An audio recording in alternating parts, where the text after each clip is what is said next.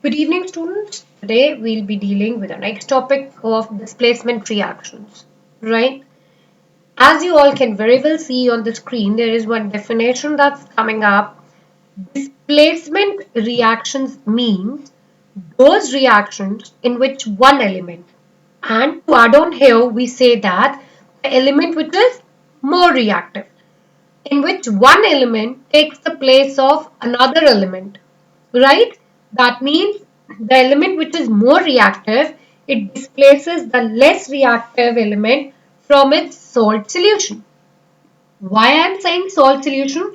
Because the more reactive metal is usually in single displacement reactions, the more reactive metal is usually a solid, and the one which is less reactive that gets displaced is taken in the form of a salt solution. Such reactions are known as displacement reactions. Okay, so very simple that in your classroom, if there is a fight between a weak student, weaker means physically the child is weak, and a child who is strong, quite strong, right? So the one which is stronger, the one which is bold, will displace the one which is weaker. The one which is weaker will get displaced by the one which is bold, which is stronger. So in a similar manner, you are having displacement reactions here, that the element which is more reactive, which is present above in the reactivity series, is going to displace the element which is present below it, which is less reactive than it. The very first example here is a copper sulfate solution. We are taking copper sulfate solution, and as you all know that this is known as blue withdrawal. It is blue in color when we are gonna add a few zinc particles to it, right? Which are silvery white. Okay, we are gonna take the granules of the zinc, and to our surprise, we will find that our observation is going to be that this copper sulfate solution, which was blue in color, will turn colorless. It will become colorless because zinc has displaced the copper from its position, and zinc sulfate is being formed here, right? Along with that, you are getting copper, which is reddish brown. And this deposition, this reddish brown deposition, can be very well seen on the zinc granules, or if you are doing this activity with the help of a zinc plate, so you can very well see the deposition on the zinc plate, right? For example, you can see here in this activity that we have taken the copper sulfate solution in the beaker, and we have added a zinc plate in this.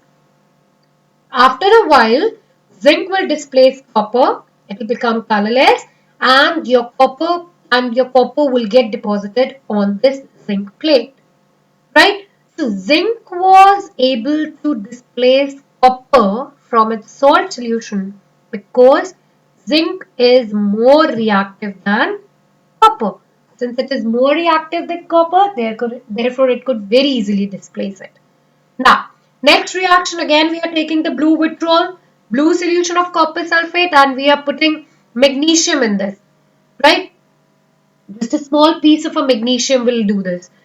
And again, we'll find that our blue solution will turn colorless, that magnesium sulfate will be formed.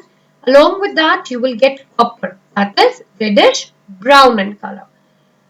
Since magnesium is more reactive than copper, therefore it has displaced copper from its salt solution, giving you magnesium sulfate plus copper. Right, children? So, such reactions are known as displacement reactions because in these reactions, a more reactive metal is displacing a less reactive metal. Now, to your surprise, another activity is there, very simple activity which you can perform in your school lab as well. That's copper sulfate, right? Again, the blue withdrawal, copper sulfate solution, and we are putting few iron nails into this.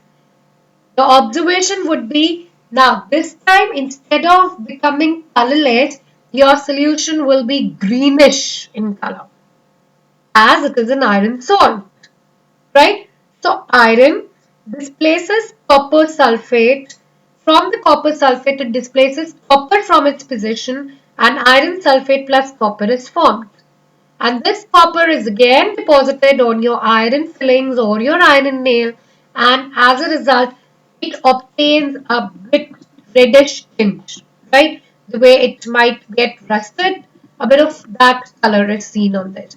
So here on this page you can have a look of this activity, right? Very nicely this activity has been demonstrated here.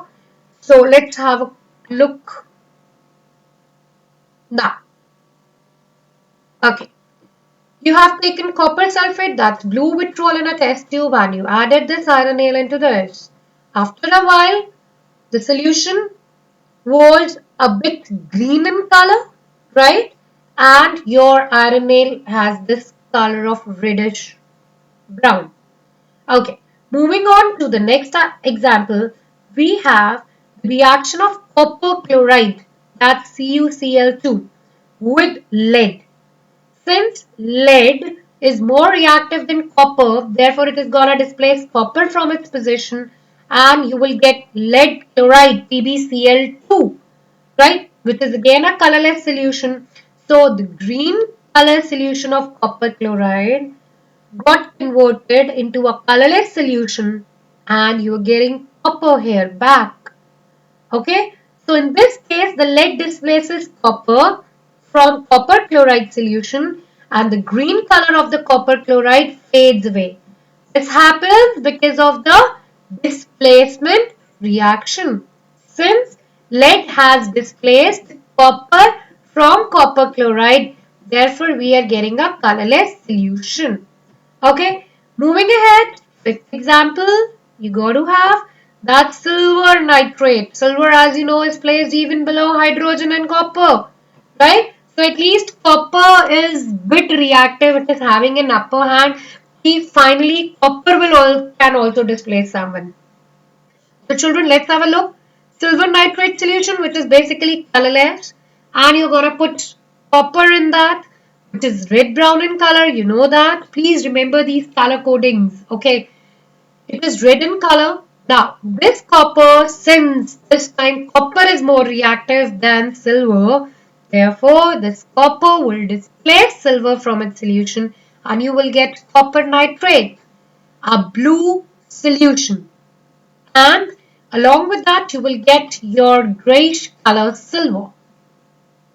Okay, all right. And your sixth example, moving ahead, says that you have iron metal here.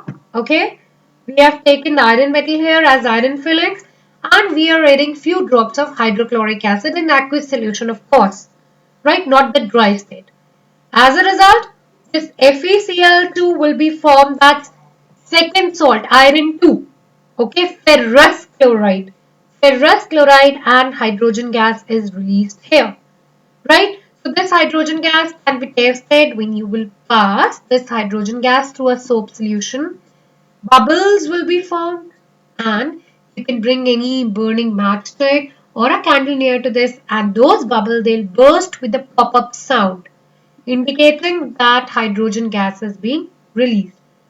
Children, the next example is also related to somewhat same methodology.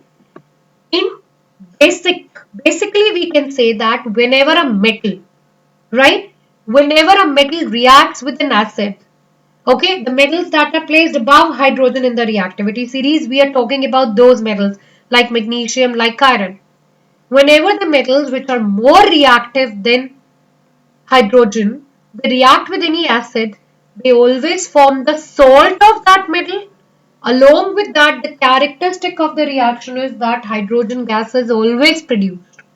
So here also you can see that magnesium is displacing hydrogen and we are getting magnesium chloride and hydrogen gases formed along with that. Right? Okay.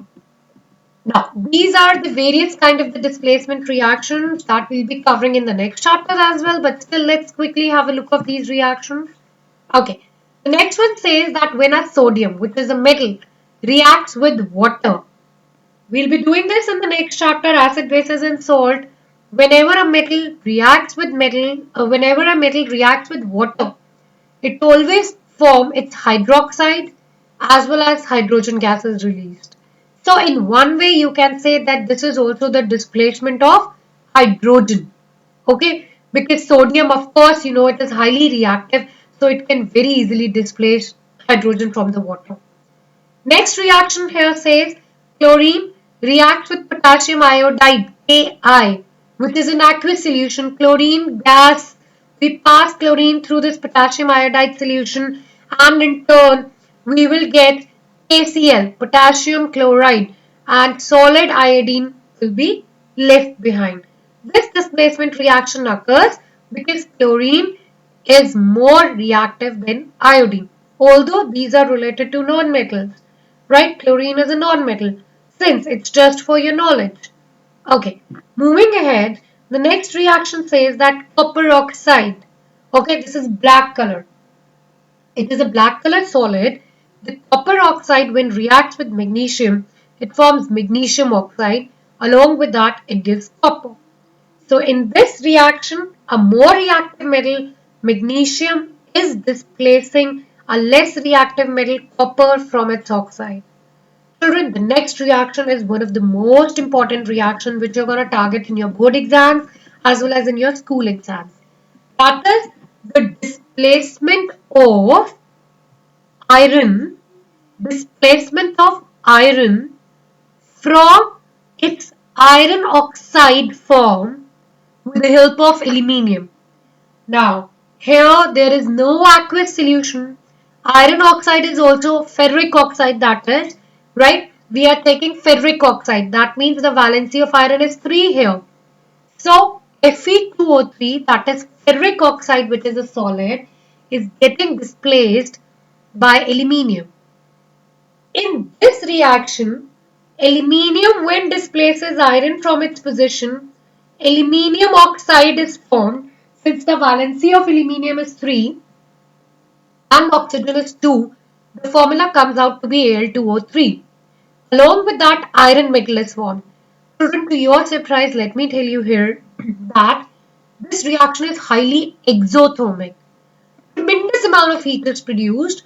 As a result, the iron, which is released here, comes out in a molten form. And when it comes out in the molten form, that molten iron is used for doing various work like repairing welding purposes, repairing of the broken railway tracks, and all. And when you will study this in the later half of the chapter, you will come to know that this particular reaction is known as thermite reaction, where iron is released in the form of molten state because of highly exothermic reaction. As a result, this is used for welding purposes. So children, I hope that these displacement reactions are now quite clear to you. Please practice these reactions as much as you can so that you don't fail anywhere. Keep practicing, stay safe. Take care.